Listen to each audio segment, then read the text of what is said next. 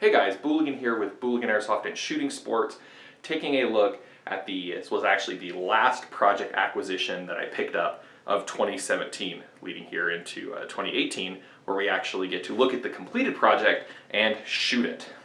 This may look like a little 1911, it is not. This is a Star BM. These are Spanish made, sort of like 1911s, and they're chambered in 9mm. Now this one I picked up from AIM Surplus for $199, which is very inexpensive for a full steel 9mm firearm. When I got it, it was not nearly this pretty. The bluing had substantial holster wear. The sides were just torn up. The grips were plastic and beat to hell. Just wasn't in amazing shape. So what I did is I used it as an opportunity to learn a little more about this platform and to do kind of a rest-a-mod thing on it. This isn't a full restoration, this isn't a valuable gun, so I didn't feel bad stripping all of the old bluing off and re-bluing it myself and adding some new grips. To strip the finish, I used Birchwood Casey Home Cold Bluing Kit. In addition to some just plain white vinegar, and actually the plain white vinegar did probably a better job stripping the old bluing off of everything and give me a better surface to work with for re-bluing it. When I re-blued it, it takes time. You have to do a lot of cleaning, a lot of degreasing. You just have to do a lot and a lot and a lot of coats. And at the end, about 6 coats, this is what I'm left with. A very shiny appearance, but it looks good. It matches the personality of the gun, in my opinion. It's not perfect. It's not black, black, black, you know, very dark bluing. It's almost more like a gunmetal finish, but I really, really like the way it turned out. I added some of these gorgeous African winge wood, or wingy, I don't know how to pronounce it, wood grips from 4S Grips, and the screws, which were really chewed up on the old gun, the flathead screws, were replaced with some Torx screws that I heat treated to give a little less shiny appearance. So that's kind of what I did with this thing, but a little bit more about the gun itself.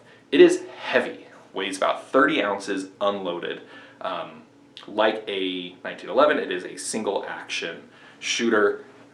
See, in the chamber.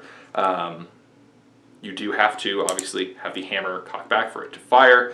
You do not want to dry fire these ones because of how the firing pin setup is. You can very easily break a firing pin. And this one was made in 1977, so it is 40 years old as of last year. They exist.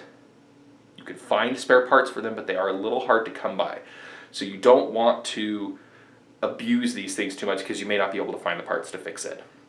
We're going to hit the range. We're going to see how well it shoots and see if it might be the option for you for a very cool, interesting, and pretty unique 9mm subcompact and very heavy little carry gun. To give you the idea of a size comparison on this, so this is an airsoft 1911. Obviously the compensator and a couple of other things.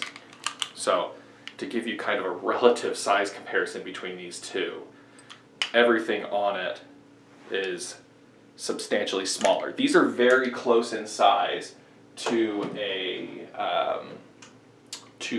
like a Colt Commander, so like the 4-inch barrel version of a 1911, and holsters and things like that for Colt Commanders in general will fit this. So again, let's go hit the range. Let's see how this thing shoots and give you more information about how to build and customize your own.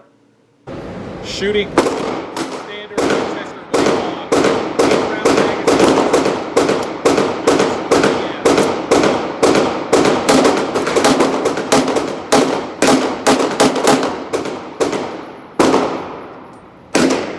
Certainly shooting more accurately than I am. So I've always have reported this does tend to give you a very good slide bite, or excuse me, hammer bite, just because of where that goes. That hammer does tend to pinch a bit. I'll probably be bobbing that down a little bit.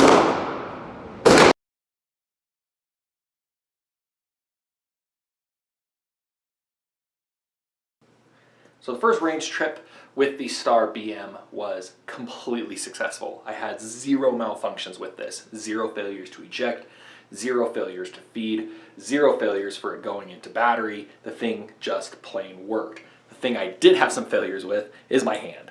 You can kind of see, get a nice little bit of hammer bite there from this.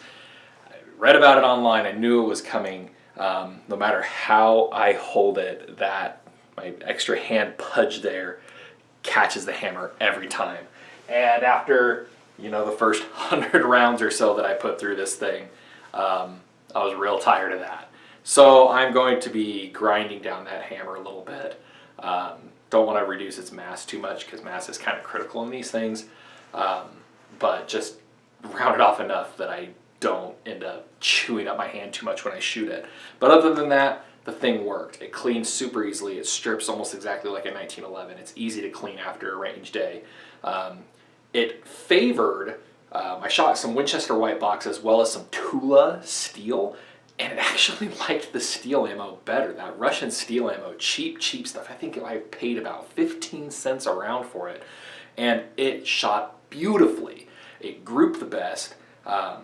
Get it all within the 8 ring, at 7 yards, which, for me, this is not my normal style of handgun that I shoot at the range. And these aren't exactly the most precision sights, and I could be making a lot of excuses. But I just need to practice more.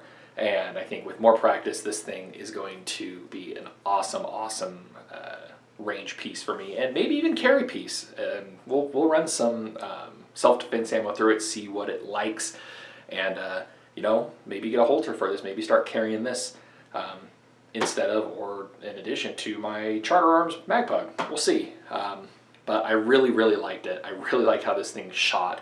And for $200, even in rough shape, this is an awesome range toy.